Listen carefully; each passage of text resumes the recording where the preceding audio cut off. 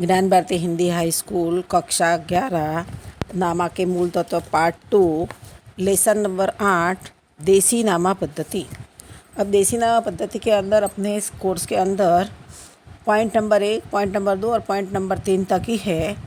पहले अपने देसी नामा पद्धति की प्रस्तावना देखेंगे कि नामा लिखने के लिए दो पद्धतियाँ प्रचलित थी।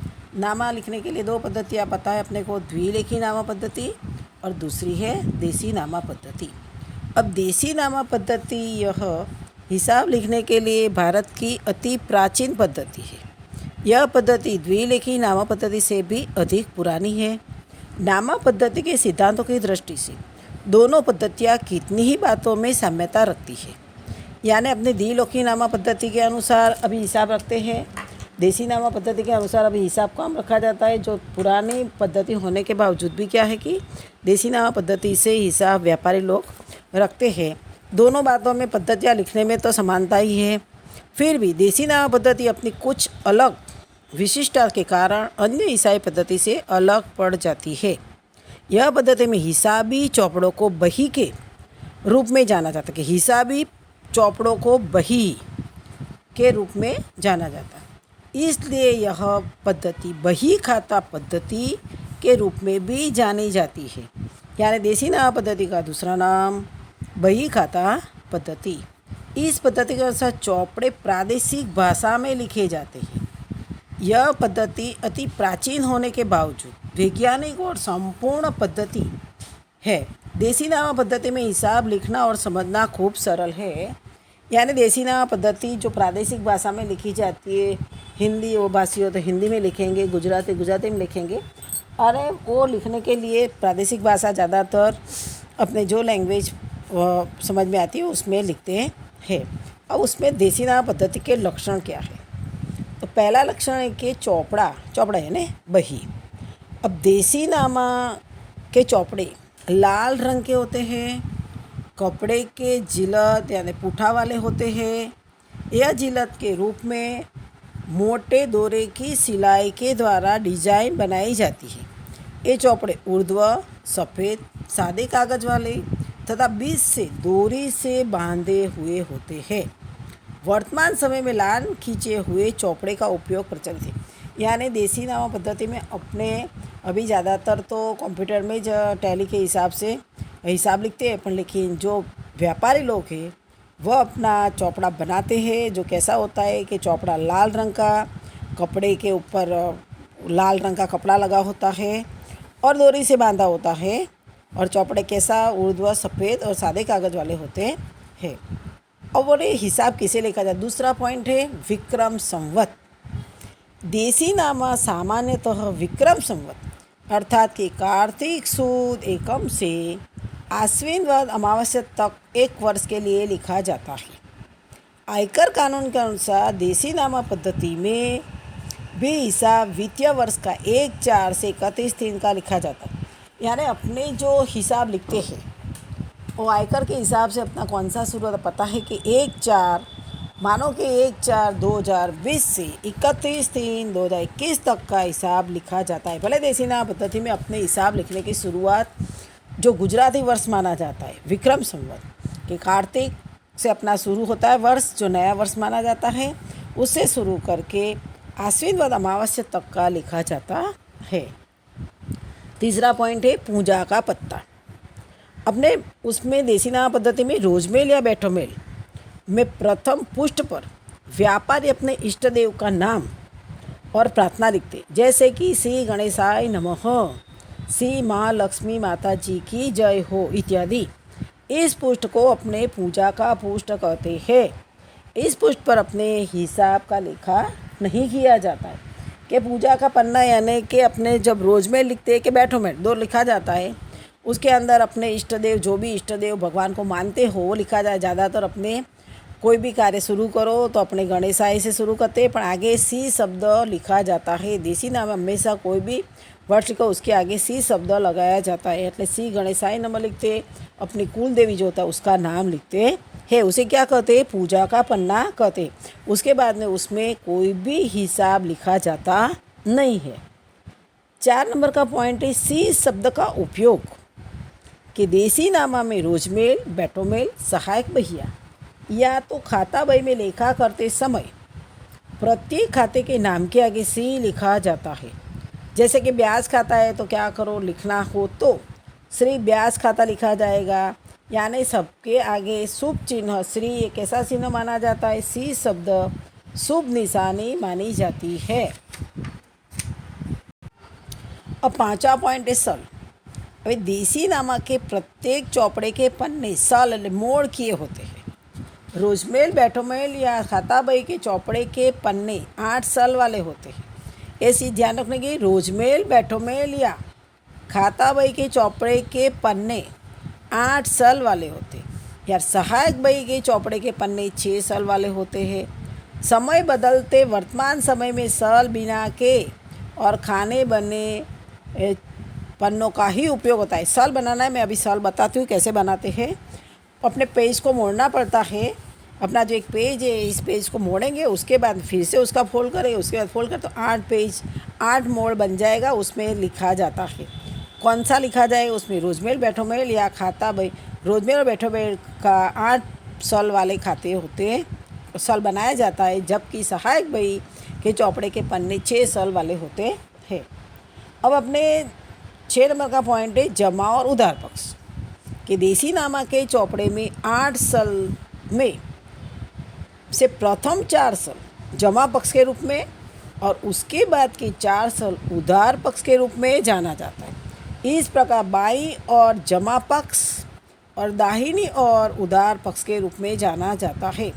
हमने जब द्विलेखी नामा पद्धति के अनुसार अपने सीख गए हैं कि मानो कि व्यापार खाता बनाया अपने तो उधार और जमा किस तरह से लिखते हैं वो मालूम है।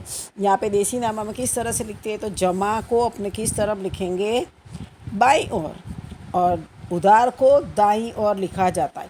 अपने जो अंदर बताया हुआ है कि जमा और उधार, उसमें पहले 1 से जो 4 सालों का माना जाएगा जमा का, और 5 से जो 8 साल क्या माना जाएगा, उधार का माना जाएगा। यानी सल की स्पष्टता के लिए यहाँ सल बनाने के बदले ऊर्ध्व लिटी बनाई जाती है। अभी सल नहीं बनाते, ऐसे खाने अपने बना देंगे, और एक उधार जमा और एक उधार की ओर। जमा में 1 से 4 और उधार में 5 से 8। अब 7 नंबर का पॉइंट है सल में लिखने की रीति। देसी नामा में रोजमेल और बैठोमेल के जमा पक्ष या उधार पक्ष के 4 सल में किसी व्यवहार का लेखा करते समय प्रथम सल में आर्थिक व्यवहार की रकम लिखी जाती। यानी अपने जमा पक्ष में पहले लिखो तो उसमें पहला नंबर दिया, उसमें क्या लिखेंगे, रकम लिखेंगे, और बाकी के शेष 3 साल में असर पाने वाले खाते का नाम लिखेंगे और उसके खाते जमा पक्ष या उधार लिखा जाता है। खाते के नाम के नीचे आर्थिक व्यवहार का संक्षेप में विवरण लिखा जाए। जैसे अपने कोई भी रोज नामचा लिखते थे तो उसके नीचे अपने विवरण लिखते थे, इसी तरह से देसी नामा में भी जो व्यवहार लिखा जाएगा उसमें पहले क्या लिखा जाएगा, उसमें पहले खाने में रकम, 3 खानों में 2, 3, 4 में व्यवहार जो हो के श्री बिक्री खाता, सी खरीद खाता, इस तरह से लिखा जाएगा और विवरण नीचे लिखा जाएगा। संक्षिप्त में तीसरे और चौथे साल में खाता बही पुष्ट नंबर, उसके अंदर तीसरे और चौथे साल में क्या लिखना पड़ता है, खाता बही पुष्ट नंबर अथवा खापू लिखा जाता है। देसी नामा में व्यवहार के प्रत्येक खाते का नाम लाइन खींचकर लिखा जाता है। अपने जो व्यवहार लिखेंगे उसके अंदर लाइन खींचनी पड़ेगी, फिर बाद में व्यवहार लिखा जाए। सामान्य 4 साल में से प्रथम साल रकम और 3 साल में व्यवहार का विवरण लिखा जाता है। इसी तरह से जमा पक्ष में, उधार पक्ष में भी ऐसा ही करेंगे। 5वें पक्ष में रकम, 6ठे, 7वें, 8वें में क्या व्यवहार लिखा जाएगा और फिर नीचे विवरण लिखा जाएगा और नीचे खापू लिखा जाएगा। अब अपने 8 नंबर का पॉइंट है रकम लिखने की रीति। कि देसी नामा में रकम लिखते समय रुपये और पैसों की रकम के बीच ये संकेत जो है उसे बोलते हैं ओणायो।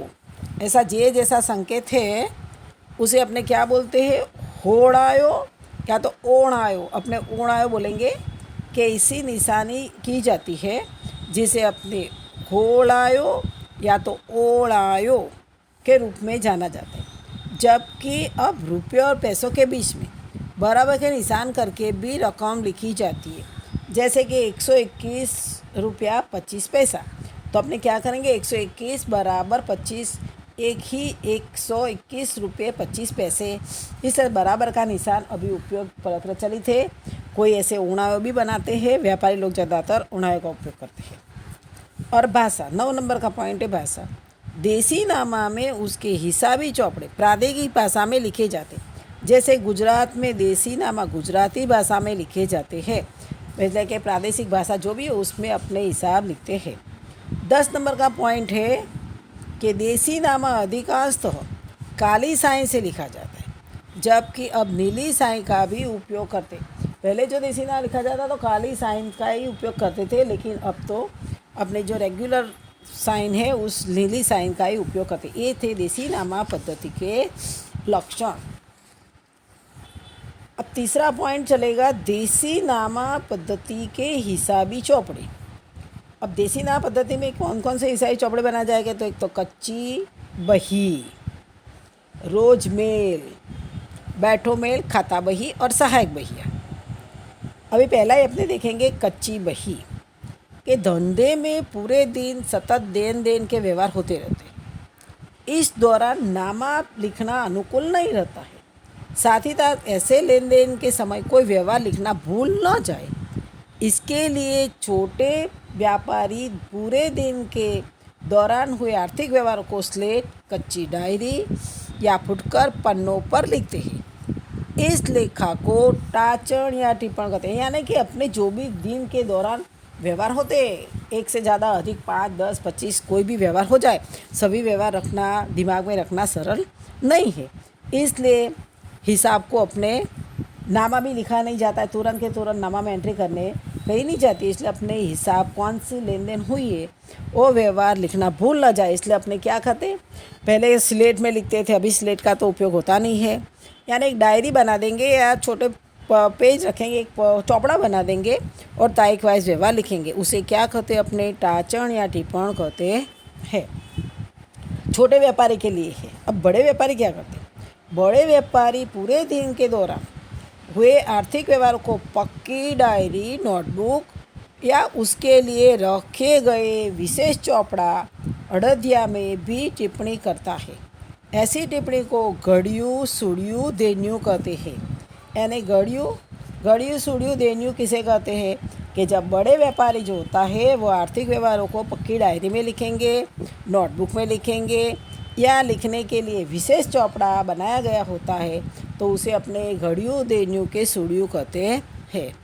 व्यापारी अपनी आवश्यकता के अनुसार अड़दिया मेल में संक्षिप्त लेखा करते हैं। कच्ची टिप्पणी पर से शाम को या अनुकूल समय पर व्यवस्थित नामा लिखते। ये जो टिप्पणी लिखी है उसको बाद में समय मिलने पर वो पक्की टिप्पणी करते हैं। रोजमेल या बैठोमेल के चौपड़े में लेखा करते समय कोई व्यवहार लिखना रह गया हो अथवा तो भूल हो गई हो तो उसके संदर्भ में जानकारी कच्ची टिप्पणी को देखने से मिल जाती है। यानी कोई व्यवहार अपने नोटबुक में लिखा है पर अपने रोजमेल के बैठो में लिखते समय रह जाए तो उसके पास में अपने जो कच्ची नोंद है उसके ऊपर से अपनी जानकारी प्राप्त कर सकते हैं। अब दूसरा पॉइंट है रोजमेल। द्विरेखी नामा पद्धति में जिस प्रकार रोज नामचा का चौपड़ा रखा जाता है उसी प्रकार देसी नामा में रोजमेल रखा जाता है। रोजमेल में रोकड़ और बिन रोकड़ व्यवहार लिखे जाते हैं। तो रोजमेल में कौन से व्यवहार लिखे जाते हैं, रोकड़ और बिन रोकड़ व्यवहार लिखे जाते हैं, यानी उधार व्यवहार लिखे जाते हैं। लिखे गए व्यवहारों के आधार पर रोजमेल में अंतिम शेष हाथ पर की रोकड़ शेष दर्शाती है, उसे सी पुरांत शेष कहते हैं। अपने लिखे हुए व्यवहारों के आधार पर अपने क्या करेंगे, रोजमेल में अंतिम शेष निकालेंगे तो उसको हाथ पर की रोकड़ शेष कहते हैं, उसे अपने क्या कहते हैं, सी। रोजमेल प्रतिदिन लिखा जाता है और हिसाबी लेखा के अंत में प्रतिदिन की शेष ज्ञात की जाती है, इसलिए उसे रोजमेल कहा जाता है। रोजमेल पर से खाता बही तैयार की जाती है, यानी रोजमेल प्रतिदिन लिखा जाता है, हिसाबों का प्रतिदिन उसकी शेष भी ज्ञात की जाती है, इसलिए उसे रोजमेल कहते हैं। अब बैठोमेल यह रोजमेल का दूसरा स्वरूप है। अब बैठोमेल कौन रखता है, तो छोटे व्यापारी या जिसके आर्थिक व्यवहार प्रमाण में कम हो, वे रोजमेल लिखने के बदले सप्ताह, 15 दिन, महीने में एक साथ मेल लिखकर उसकी शेष ज्ञात करते हैं। इस मेल को बैठो मेल या ठाम मेल के रूप में जाना जाता है। यानी बैठो मेल क्या है कि रोजमेल का ही दूसरा स्वरूप है। छोटे रोजमेल बैठो मेल कौन रख सकता है? तो बैठो मेल छोटे व्यापारी रखते हैं, क्योंकि जो उसमें आर्थिक व्यवहारों का प्रमाण कैसा होता है? कम होता है। એટલે रोजे रोज व्यवहार लिखने के बदले वो क्या करता है? सप्ताह में लिखे, 15 दिन में कोई रखता है, कोई 1 महीने के बाद एक साथ में हिसाब लिखते हैं और शेष ज्ञात करते। इसलिए इस मेल को बैठो मेल कहते हैं। बैठा मेल का दूसरा नाम है ठाम मेल है।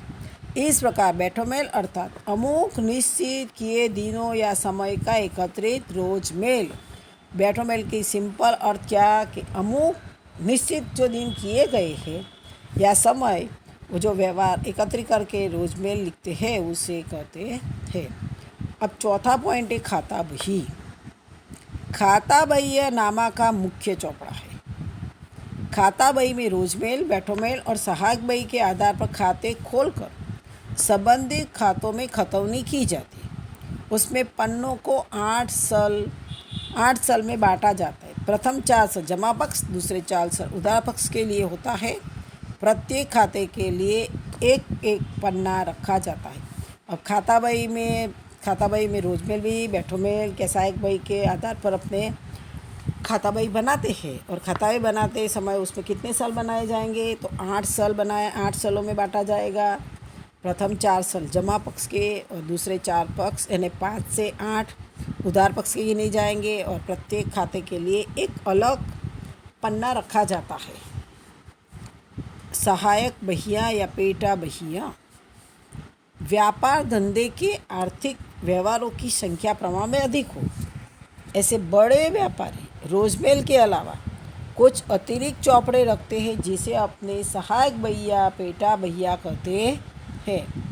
जहाँ पे आर्थिक व्यवहारों का प्रमाण अधिक हो, बड़े व्यापारी हो, वह रोजमेल के अलावा कुछ अतिरिक्त जो बहिया रखते हैं, चौपड़े रखते हैं, उसे अपने क्या कहते हैं? सहायक बहिया कहते हैं। सहायक बहियों में जिन व्यवहारों का लेखा किया जाता है, ऐसे व्यवहारों का लेखा रोजमेल के बैठो में नहीं किया जाता। देसी नामा में निम्नलिखित सहायक बहियों का उपयोग किया जाता है। अपने करते थे, जैसे अपने खरीद बही, दिन अवधि में भी अपने खरीद बही, बिक्री बही, खरीद माल वापसी बही, बिक्री माल वापसी बही बनाते थे। इसी तरह से अपने यहाँ पर भी जमा बही यानी खरीद बही, उधार बही यानी बिक्री बही। હવે दूसरा नाम है दागीना बही, जणस बही या स्टॉक बही। जो स्टॉक रखा जाता है उसे अपने जणस बही या स्टॉक दागीना बही कहते हैं। आंकड़ा बही यानी सुधा बही या कच्ची बही, उगाही बही यानी वसूली बही, जांगड़ बही, करार बही, ब्याज बही, हुंडी बही, कबाला बही या करार बही और बैंक बही यानी बैंक रजिस्टर। इतनी बहियाँ बनाई जाती है। अब आवरो किसे कहते हैं?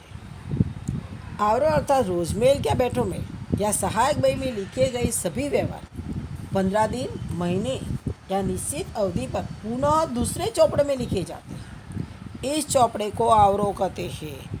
अपने रोजमेल में लिखा, बैठो मेल में लिखा कि सहायक बही में लिखे व्यवहार, सभी व्यवहारों को फिर वापस क्या अमुक निश्चित तारीख निश्चित करते। कोई 15 दिन लिखते, कोई 15 दिन के बाद, कोई महीने के अंदर। जो अवधि निश्चित की गई वो पुनः दूसरे चौपड़े में जो लिखा जाता है उसे अपने क्या कहते हैं? आवरो कहते हैं। आवरो रोजमेल की तरह ही लिखा जाता है। उसके लिए 8 साल वाले चौपड़े का उपयोग किया जाता है। निश्चित अवधि के अंत में आवरो लिखने के लिए बाद उसमें जमा उधार का योग करके अंतिम शेष ज्ञात कीजिए। अंतिम शेष को अपने सी पुरांत शेष कहते हैं। यदि अंतिम शेष रोकड़ बही या बैठो मेल के अंतिम शेष सी पुरांत शेष के साथ मिल जानी चाहिए। जब आवरो बनाकर खतौनी की हो तब उसे पक्की जमा कहते, पक्का जमा नामा कहते हैं। यानी जो आवरो वैसे अपने खतौनी कर दे तो क्या हो गए? पक्का नामा बन गया, ऐसा माना जाता है। नामा एक चौपड़े में एकत्र हुआ और दूसरी तरफ लिखा गया। आवरो करे या वह भूल नहीं करे, ऐसा करते हैं, क्योंकि आवरों के अंदर भूल होने की संभावना कम है, क्योंकि अपने रोकड़ रोजमेल बैठोमेल के सहायक बही पे से फिर से उसको उतारते हैं। इसलिए कोई व्यवहार लिखने का रह गया हो तो भी आवरों से लिखने से कोई भूल रहती नहीं है। हिसाबी चौपड़े में लिखे गए सभी व्यवहार में रह गई भूलें और क्षतियों को ज्ञात करने या मिलाने के लिए तथा अंकुश के आधार के रूप में आवरों उपयोगी बनता है।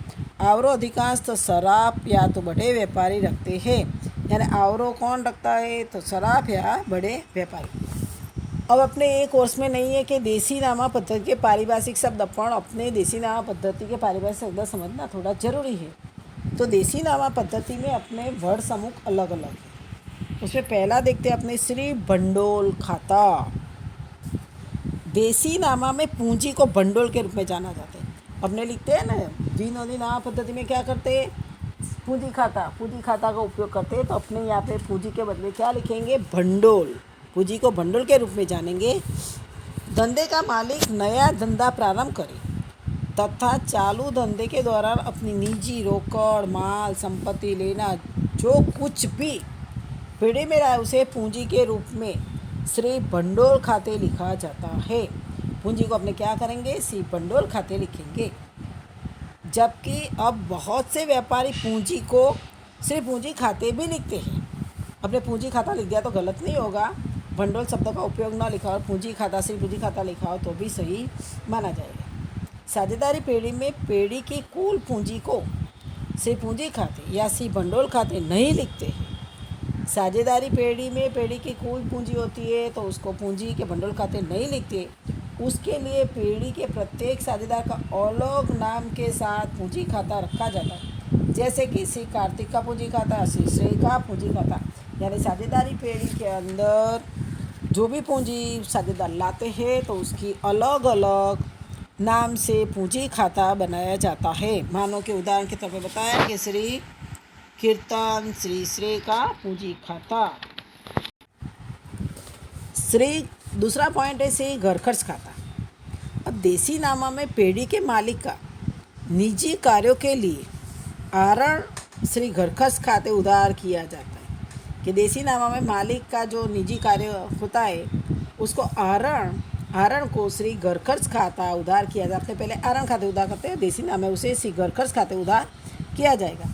मालिक जब धंधे में से माल संपत्ति रोकड़ निजी उपयोग के लिए ले जाए अथवा निजी खर्च पेढ़ी में से चुकाए उसका लेखा क्या करेंगे, अपने श्री घर खर्च खाता उधार होता है।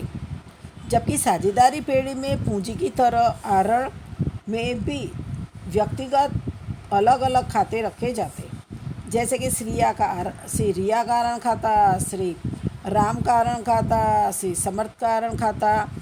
कितने ही व्यापारी श्री घर खर्च खाता के बदले श्री आरण खाता लेखा करते हैं।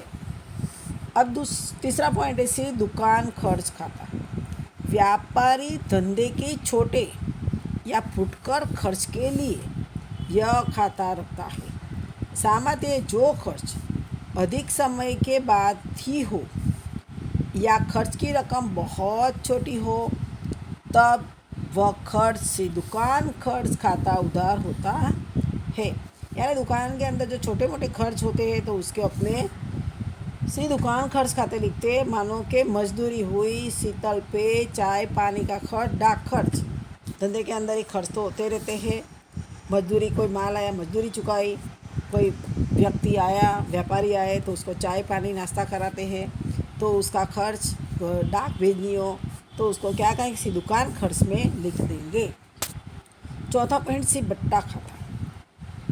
देसी नामा में बट्टा खाता द्विनोदी के बट्टा खाता की अपेक्षा विशाल अर्थ रखता है। या रोकड़ बट्टा, कसर, आड़त, धंधे में आग से नुकसान, डूबत ऋण, हानि इत्यादि को श्री बट्टा खाते उधार किया जाता है।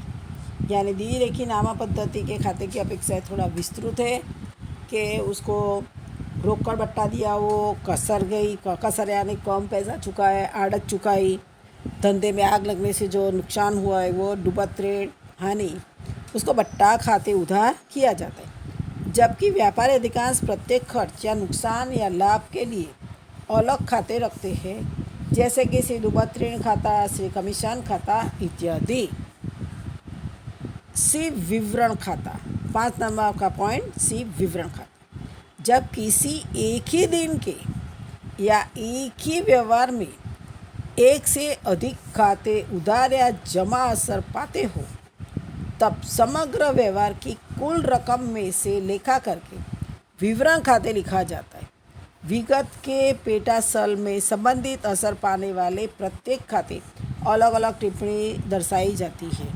विवरण खाते के पेटा सल में लिखे गए प्रत्येक खाते की खाता बही में अलग अलग खतौनी की जाती है। यह खाता बही में जिस नंबर के पन्ने पर होता है वह पन्ना नंबर रोजमेल में संबंधित खर्च के नीचे खापू लिखकर दर्शाया जाता है।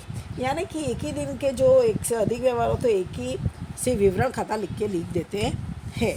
खाता बही में विवरण खाता खोला नहीं जाता है। विवरण खाता असर पाने वाला कोई खाता नहीं होता है, इसलिए विवरण खाता लिखने का उद्देश्य श्रम और समय बचाने का है, परंतु इन खाते का उपयोग बहुत कम होता है। 6 नंबर का पॉइंट है सी सा खाता, श्री सा खाता। व्यापार के दौरान किसी व्यक्ति के साथ अधिक आर्थिक लेन देन हुई हो और किसी कारण से उस व्यक्ति का नाम भूल गए हो, तब लेन देन का काम चलाओ लेखा श्री सा खाते लिखते हैं। यानी कि जो व्यवहार होता है तो उसके अंदर आर्थिक लेन देन हुई है और पर लिखना रह गया हो, कोई कारण से अपने भूल गए, फिर बाद में लिखा करेंगे ऐसा करके अपने व्यक्ति का नाम ही भूल गए हो और अपने लेन देन का काम चलाओ खाता खोलेंगे तो उसे सी सा खाते लिखा जाएगा। भविष्य में जब नाम याद आ जाता है तब उपरोक्त लेखा को विपरीत असर करके सी सा खाता बंद करके संबंधित व्यक्ति के खाते सही प्रविष्टि करते। किसी व्यक्ति का नाम गुप्त रखना हो तो तब भी सी सा खाता का उपयोग किया जाता है। ऐसा व्यवहार सी सा खाते के बदले श्री खलगा खाते भी लिखा जाता है। जब नाम याद आए तब श्री के बाद खाली रखी जगह पर संबंधित व्यक्ति का नाम लिख देते हैं। इसलिए श्री और खाते दोनों शब्दों के बीच नाम लिख सके इतनी जगह छोड़ दी जाती है, जबकि हिसाबी दृष्टि से यह प्रथा क्षतिपूर्ण होने से सी सा खाता का उपयोग कम देखने को मिलता है।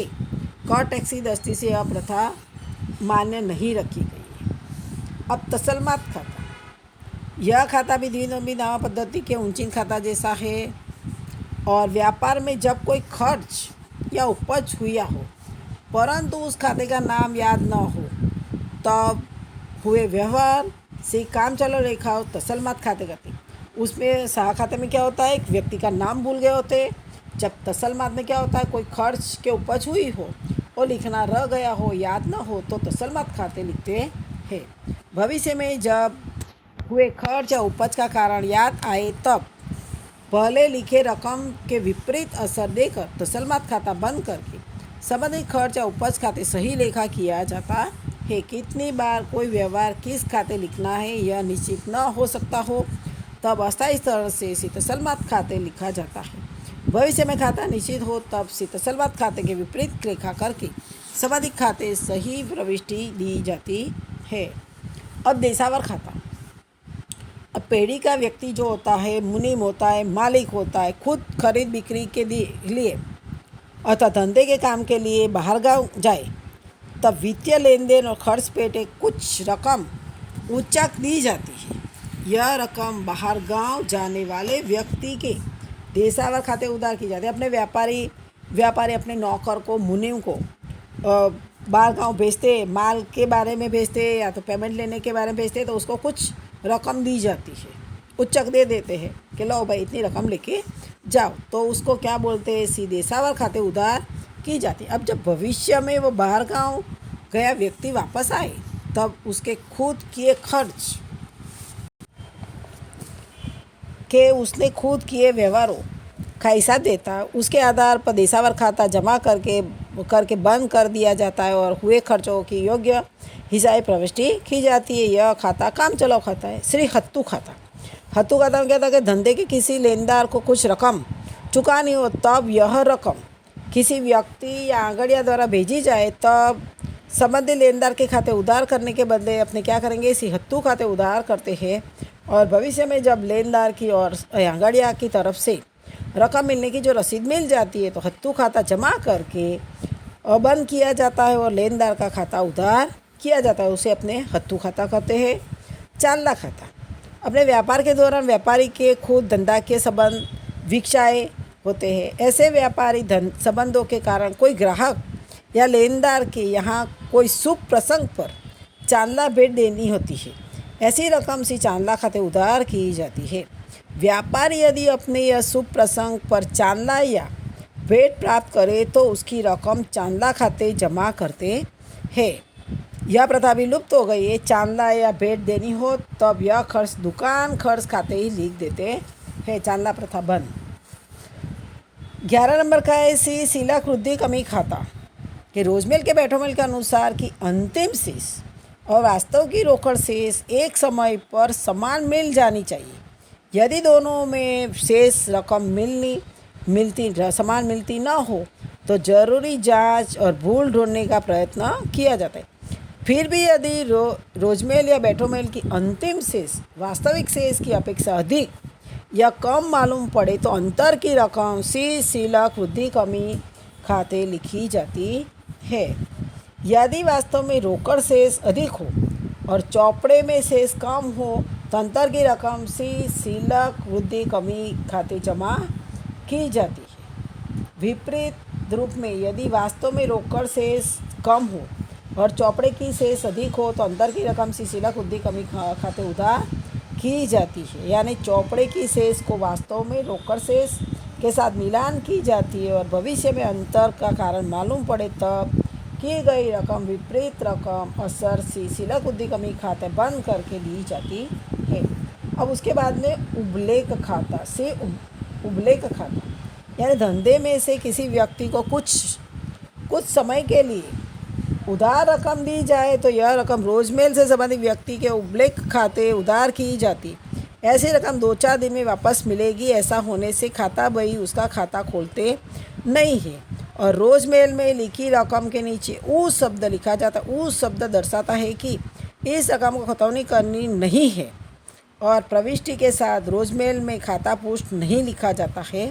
और उधार की गई रकम जब वापस मिल जाए तो उबलेख खाता जमा किया जाता है। वह खाता बंद हो जाता है। यानी किसी के पास से कुछ दिनों के लिए अपने रकम लाते हैं तो उसके अंदर अपने जो रकम हो उसके नीचे ऊ लिख देंगे और उसकी खतौनी होगी नहीं। लेकिन वर्तमान में यह पद्धति रोजमेल में दर्शाई जाती नहीं है। अब ऊपर टपके अर्थात क्या कि जब किसी व्यक्ति को एकाध दिन के लिए उधार रकम दी जाई हो तब यह रकम रोजमेल में नहीं लिखते हैं परंतु उसे रोजमेल की अंतिम शेष ज्ञात करने के बाद इस शेष में अलग दर्शाते हैं। इस शेष में ऊपर टपके के रूप में अलग दर्शाते हैं और ऊपर टपके की रकम शेष में है ऐसा मानकर विवरण में ऊपर टपके दी गई रकम अलग दर्शाते हैं। यदि ऊपर टपके की दी गई रकम दूसरे दिन वापस न आए तो उबलेख रकम गिनकर रोजमेल में लेखा किया जाता है। ऊपर टपके की रकम हाथ उधार रकम के रूप में भी जानी जाती है। फिर भी ऊपर टपके की यह प्रथा अब उपयोग में देखने को नहीं मिलती है। व्यापारी अब ऊपर टपके का लेखा नहीं करते हैं। अब देखो यहाँ पीछे रोकड़ में ऊपर टपके का लेखा कैसे किया। 21,000 जमा में लिखा है और उधार में 19,000 लिखाए। 2,000 की सी पुरान बची है। उसमें से क्या हुआ है कि 1800 रोकड़ हाथ पर है और 200 रुपया आपने क्या किया है सुधांशु शाह के ऊपर टपके लिखा है। ने 200 रुपया सुधांशु को दिया है। अब कबूलात और हवाला एक दूसरे की सम्मति